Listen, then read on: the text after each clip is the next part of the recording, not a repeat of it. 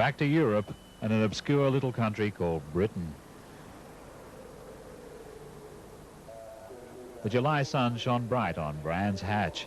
The Tyrrells were present, Beloff in one of them and Johansson taking over from the injured Brundle. But Balestri wanted the Tyrrells punished for fiddling their ballast at Detroit, so there was trouble brewing. There was real trouble for Cecotto, who crashed his Tolman and hurt his legs badly.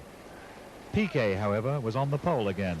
Every pole sitter was given a free motor scooter by Emanuela, which meant that she was in Piquet's company continuously. Someone, somewhere, wants a message from you.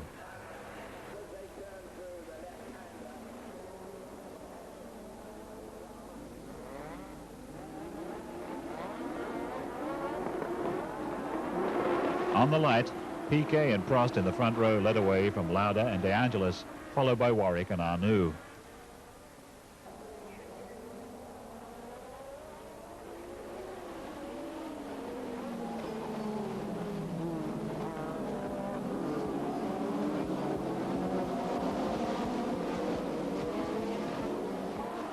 Down from Druids they all swept smoothly, all except Patrese, who got sideways, pushing his teammate Chiva wide. Alio's Ram took off and landed in a nearby field.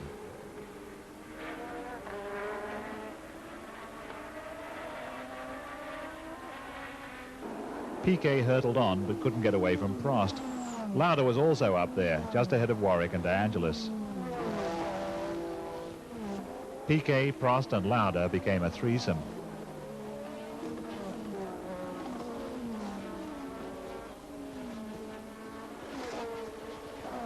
Then Prost outbraked Piquet at Paddock and went ahead.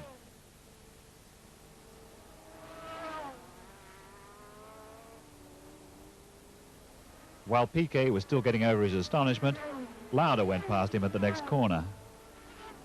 But Jonathan Palmer's crashed Ram caught fire, and the marshals couldn't put it out without flooding the road with suds. So the race was stopped. Piquet was already coming in for tyres when the flag went out, but the restart was based on where they were the lap before that, when he was first.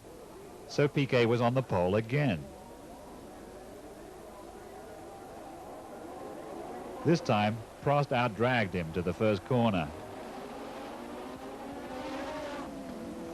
Prost, Piquet, Lauda and the two Renaults, but really only the McLarens and the Sandwich Brabham were ever in it for first place.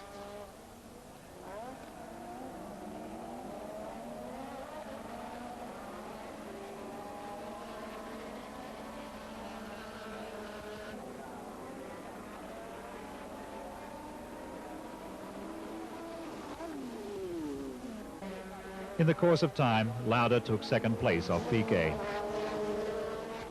Piquet fought back around Druids, but to no avail.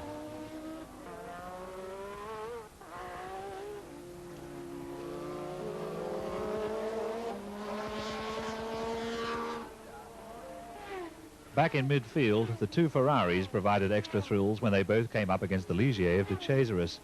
Some said it was two brains against one, and others said that the odds were even greater. But up at the front, the sight was all too familiar. Prost ahead of Lauda, but both ahead of everybody. Or was it? Lauda went ahead of Prost.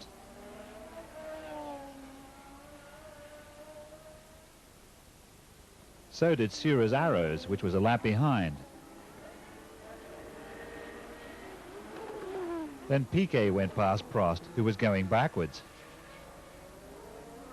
It was the gearbox.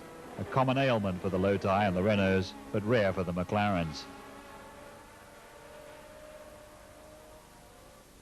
Piquet kept chasing Lauda, but his Brabham had its nth case of turbo trouble. Warwick came through to a timely second place, but it was Lauda's 22nd Grand Prix victory from 151 starts, and he'd now scored more World Championship points than anybody ever.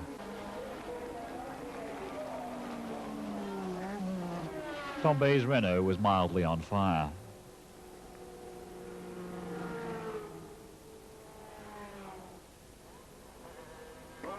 Warwick was happy with his offspring. Lauda was only 1.5 points behind Prost in the World Championship, and young Ayrton Senna was already getting good at squirting the champagne.